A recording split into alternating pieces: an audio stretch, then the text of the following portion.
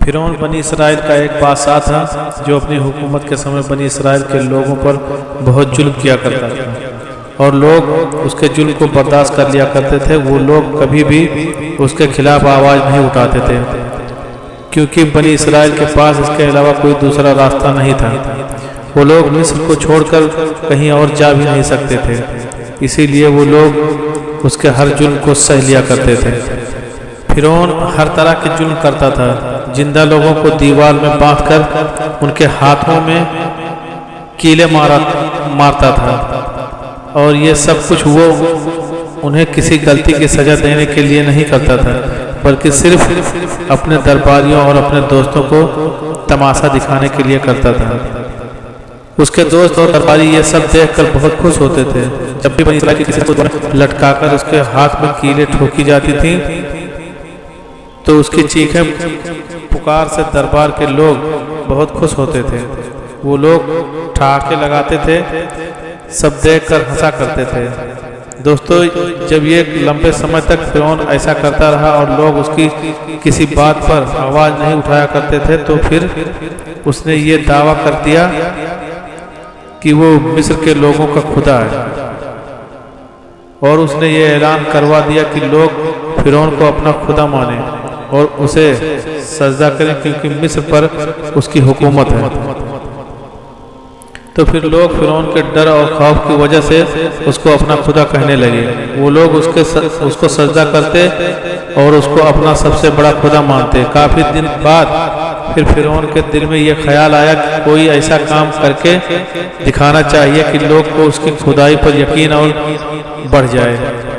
उसने ईद के दिन लोगों के सामने एक अजीबोगरीब दावा किया। बनी इसराइल के लोगों की ईद का अलग तरह की होती थी जिसे यौमुल निरोज कहते थे। इसका मतलब यह है एक नया दिन और खुशियां मनाने का दिन, क्योंकि इस दिन दरियाए नील पूरी तरह से भरी रहती थी और अपने तेज लहरें मारा करती थी।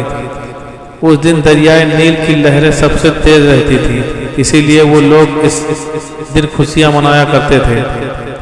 दोस्तों, उसी खुशी के दिन फिरौन ने सबके सामने ये ऐलान किया कि दरिया का पानी मेरे हुक्म से चलता है। उसने लोगों से कहा, इसलिए तुम लोग मुझे शुक्र अदा करो, मुझे सजदा करो, क्योंकि मैं तुम्हारे लिए दरियाए नील का पानी जारी किया है और इस दरियाए नील को खुश करने के लिए मैं तुम्हें हुक्म देता हूं कि एक कुंवारी खातून को दरियाए नील के हवाले कर दिया करो। इससे दरिया का पानी कभी कम नहीं होगा।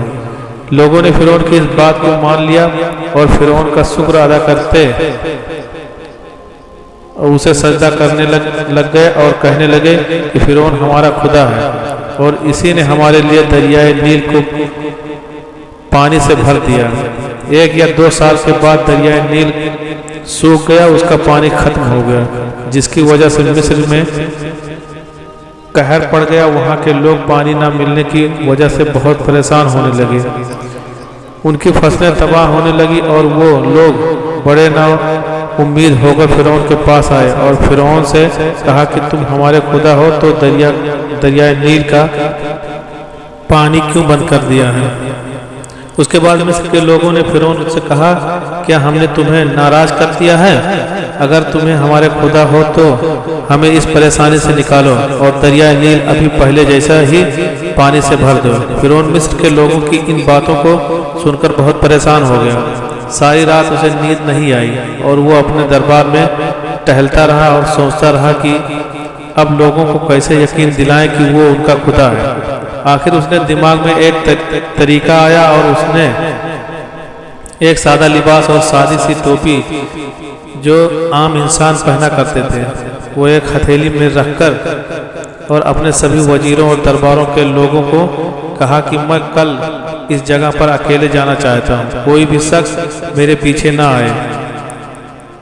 दोस्तों, आपको बता दूं ये जगह आज भी मकियास के नाम से मशहूर है। अगले दिन सुबह होते ही फिरौन अपना थैला लेकर उस जगह पर पहुंच गया। वहां पहुंचने के बाद उसने अपने कपड़े बदले शाही लिबास उतारकर सादा लिबास और सादी सी टोपी लगाकर जमीन पर लोट पोट होने लगा और दुआ मांगने लगा। ऐ जमीन और आसमान के मालिक, ऐ सारी कायनात को बनाने वाले रब, मैं तेरी बहुत नाफरमानी की है और तेरे बंदों पर भी बहुत जुल्म किया है, लेकिन अब मेरी जान पर बनाई है। ऐ मेरे रब, अब लोगों में से मेरी इज्जत रख ले। अब मुझे उन लोगों के सामने जलील और रुसवा होने से बचा ले। बेशक मैं जानता हूँ कि असली खुदा तू ही है।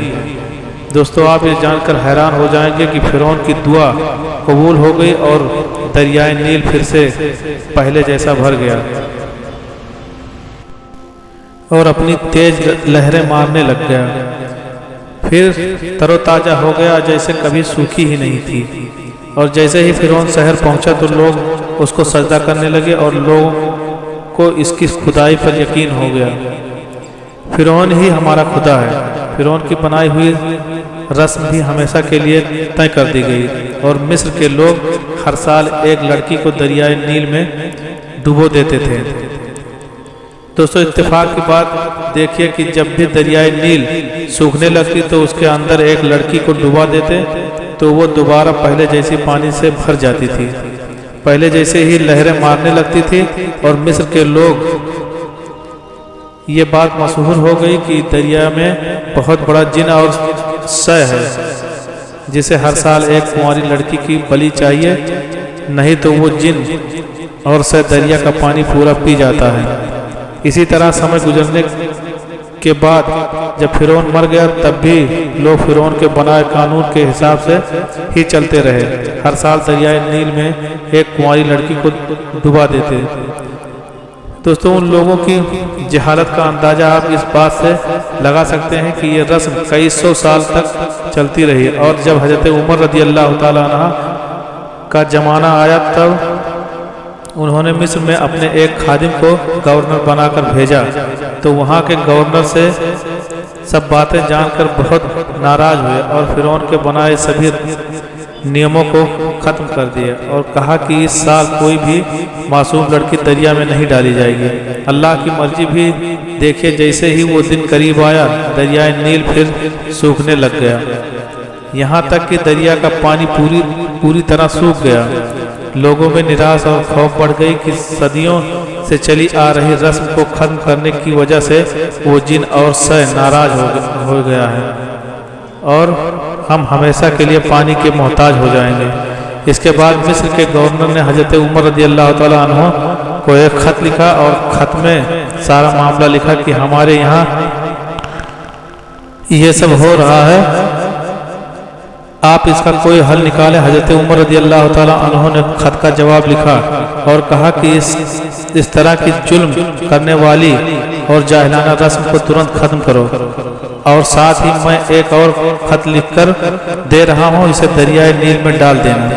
हजरत उमर रदी अल्लाह ताला अन्हु ने इस खत में लिखा कि एक खत अल्लाह के बंदे उमर की तरफ से दरियाए नील के लिए है। ऐ दरियाए नील, अगर तू अब तक अपनी मर्जी से चलती थी तो हमें तेरे पानी की कोई ज़रूरत नहीं है, और अगर तू अब तक अल्लाह के हुक्म से चलती रही है तो मैं उमर अल्लाह का बंदा तुझे हुक्म देता हूँ कि तू फिर से पहले जैसी पानी से भर जा, क्योंकि अल्लाह के मखलूक को तेरे पानी की ज़रूरत है और वो सब पानी ना होने की वजह से परेशान है। दोस्तों, जैसे ही हजरत उमर रज़ी अल्लाह ताला अन्हु का लिखा हुआ खत दरिया में डाला गया तो दरियाए नील पानी से भर गया।